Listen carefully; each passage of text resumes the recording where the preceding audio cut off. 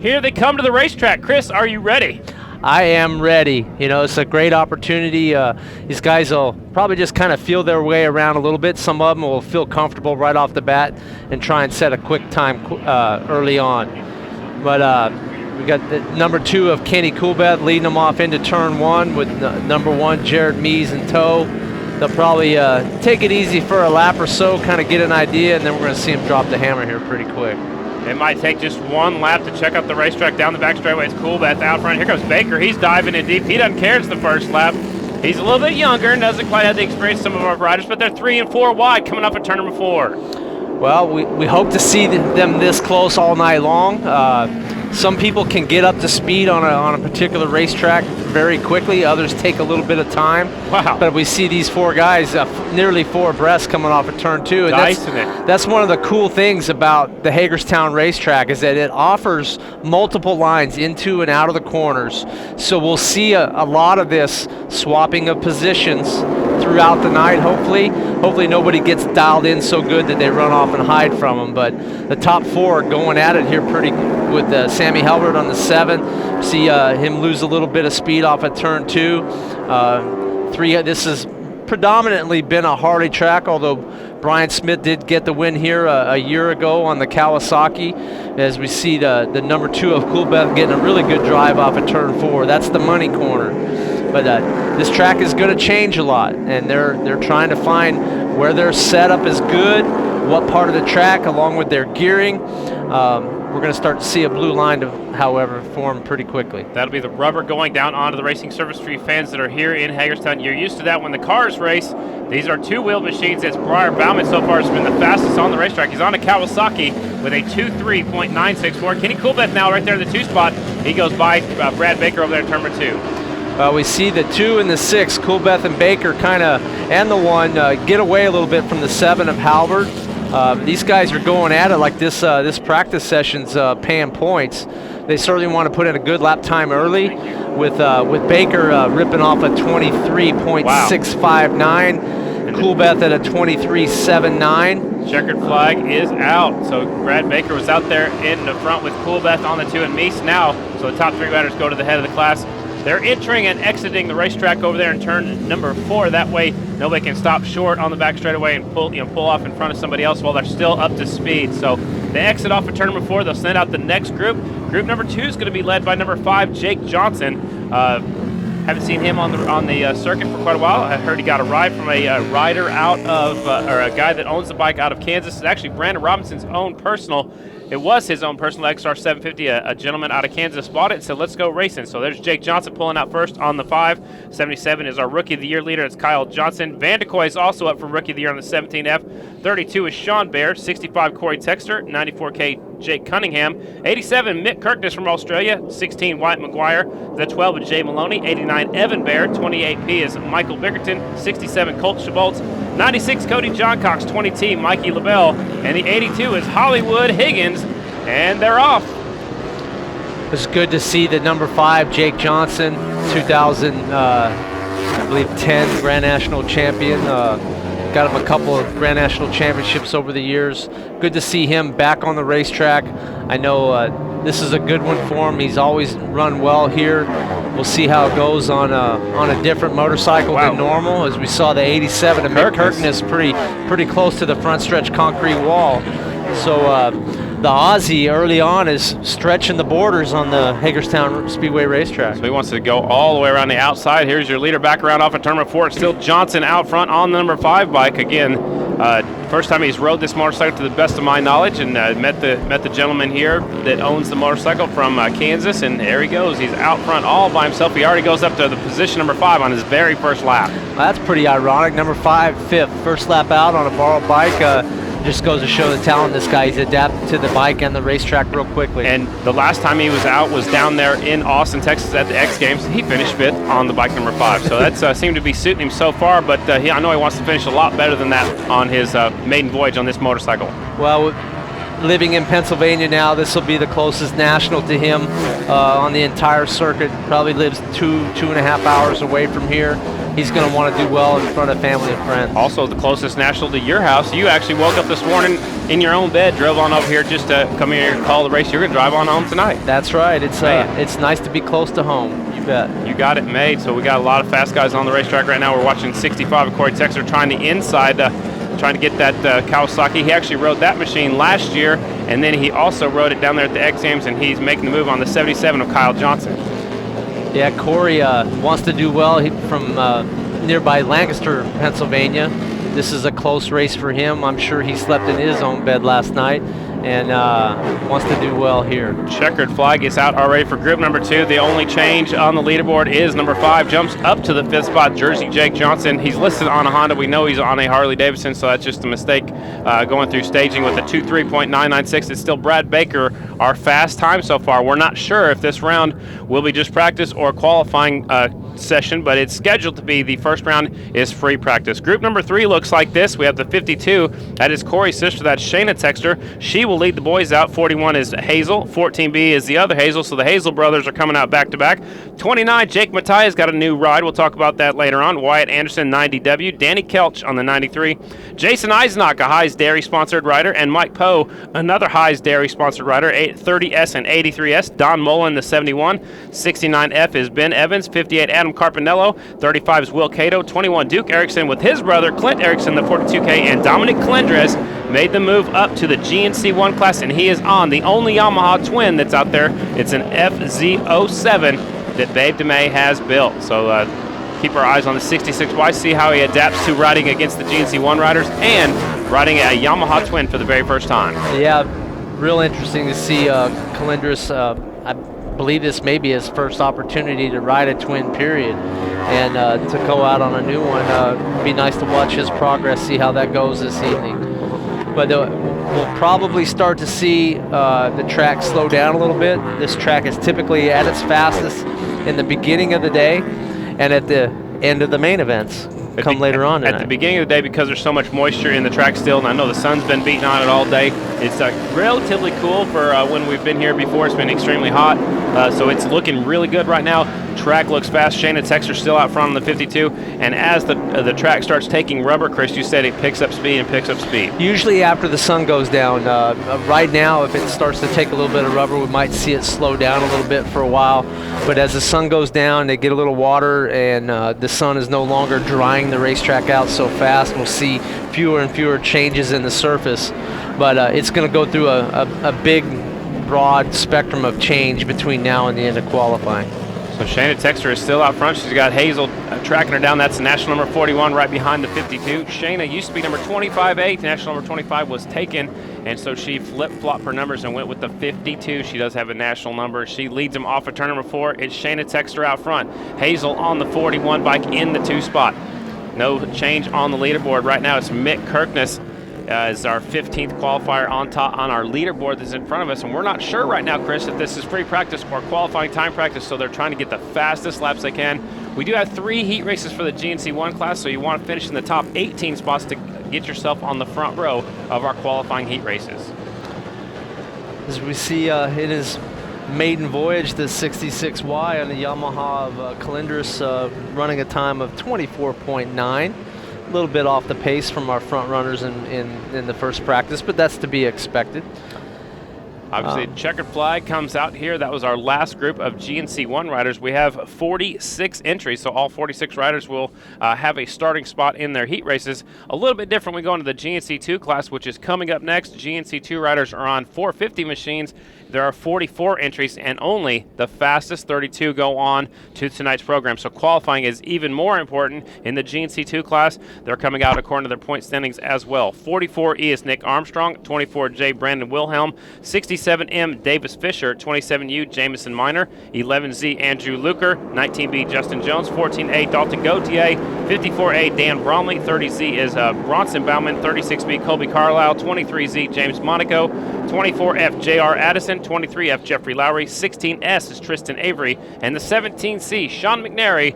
GNC2 riders on the racetrack. Yeah, the 450s are quite a bit different getting around this track. They're so much taller. Wow. It got tight right there back there for second place, Chris. I thought we were going to have a little little rubbing going on. A little reminiscent of Group 1 and GNC1 classes. The 5th rider out there hitting a little bump, the 14A of Dalton Gautier, another Pennsylvania rider, looking forward to doing well here in front of family and friends. We have a lot of riders from the East Coast been traveling the circuit, and there's no better place for them to show off what they do for family and friends than here in Hagerstown. So the rubber is being laid down. We got a new leader down there in the middle of 1 and 2. They'll take him down the back straightaway, possibly Davis Fisher, I believe. And he goes to the top of the leaderboard on the 67M 24.691. I believe it's Fisher out front. Nick Armstrong is currently our points leader. He's sitting second on the racetrack, and I know probably the first time he's been here. I'm not sure if he was here last year or not. I know he had a rough go at it last year in Knoxville, Iowa, but I can't remember if he was here for this half mile. The leader slips a little bit wide coming off of turn number 2. Yeah, this is a technical track. You can see just from our pictures here, and then obviously up in the stands, how wide this racetrack is. There are multiple lines in. There's a lot of ways to skin the cat, so to speak, on this particular racetrack. Sometimes you can get really aggressive going in and make up time, but you end up paying a price for it by not getting the thing woed down and turn and getting a good drive off the corner. So we're going to see a lot of ebb and flow. Some guys will be stronger going in and weaker coming out, and others will be maybe a little weaker going in and stronger coming out. Makes for great racing in the middle of the corner. Sure does. I keep looking up and I keep thinking Davis Fisher's slipping off the groove, and he's still out front and pulling away. So the groove is very, very wide right now. There's still a lot of moisture in the racetrack as the checkered flag does come out for group number 1. It's Davis Fisher, our fast time, 24.537, but right behind him on the time charge is the 27U Jamison Minor, 24.557. There is Tristan Avery up to the 3rd spot. So pretty ironic, Fisher and Minor going 1-2 here in practice. They went 1-2 at the Springfield Mile on twins as well. So very interesting to see. These guys might be fighting it out all season long. And let's go to our second group. And remember, keep your eyes out for the riders with the letter A. Those are riders from Pennsylvania. Ryan Varn's going to lead them out in the 68A. 94B is Ryan Wells. 16M Austin Helmholtz from Oregon. 72F Tyler Butts. 63A Jesse Long. 47F Austin Conant. 20J is Ben Lau. 22U is Beland. 24C is Peyton Pruitt. 78J is Phelps. 29A Colin Cunningham. 57J is Thomas. 57A is Ryan Conley. 11F is Curtis Vanderkoy. 39J is Nathan Wilson. As the bikes start coming out, they said, hold them up. Got them woed up a little bit here for a second. Hopefully they can grab their brakes. There's only rear brakes on these flat track machines. He said, all right, take off. Go. Take off. So it looks like maybe whoever that was couldn't get that bike woed down. That's probably Helmholtz. And that happens sometimes if they change the rear tire or turn the rear sprocket around or turn the rear wheel around and don't pump up the brakes. Yeah, they just gotta pump them up a little bit, get them to get the pads back against the rotors. But interesting you talk about brakes. There's a couple of different theories here. Back in my days when I was racing, my goal was to use the brakes a little bit going in and get off them as soon as possible. Right. And in recent years, we've seen the cherry hot glowing rotors of the Kenny Coolbests and the Jake Johnsons, where they're using the brake to really compress the motorcycle into the racetrack in order to control the speed of the wheels. So a couple different theories over time. Both have been successful. We'll see what the hot ticket is tonight. Absolutely. Leaders pulling away in this one. This is group number 2 of our GNC2 practice. We believe this is our first round of free practice. Until we hear otherwise, right now it is free practice. It's Davis Fisher who's out front in the leaderboard. Actually, Ryan Wells on the racetrack, who's the fastest so far. Yeah, riding the KTM. Well, maybe that's a Honda. Not quite sure, but I saw him shifting. Saw him downshifting to turn 3, running 2 gears, and that's been done here quite a bit on these 450cc bikes. They don't quite have the torque of a twin. A lot of these guys will try and get a good drive off the corner and shift it into the high gear, probably running 4th and 5th gear. I wonder if anybody else is paying attention to that right now. Well, I saw it. I'm supposing somebody else has seen it too. That's why you're a 7-time champion. You were catching everything that was going to be thrown at you. So right now on the racetrack, it's the 94B. He's moved up to the 3rd spot, Ryan Wells. Also on the racetrack, 2nd on the racetrack is Ryan Varnes. He's back there in the 13th spot on the charts right now. So now here comes Austin Conant. The 47F is on the racetrack. He just jumps into the 11th spot. Again, this is our first round of free practice for the GNC2 riders. These machines actually start out their lives as motocross bikes. They have been changed over to flat track racing machines as the checkered flag comes out. Good to see Kevin Clark back out here on the GNC circuit. He's not from too far away. He said it's not too far away from home. I'm not sure about that. One rider is down on turn number 4. I just caught that in the looks far like a little side. spin out coming off at turn 4. Good thing he's right there on the checkered flag lap.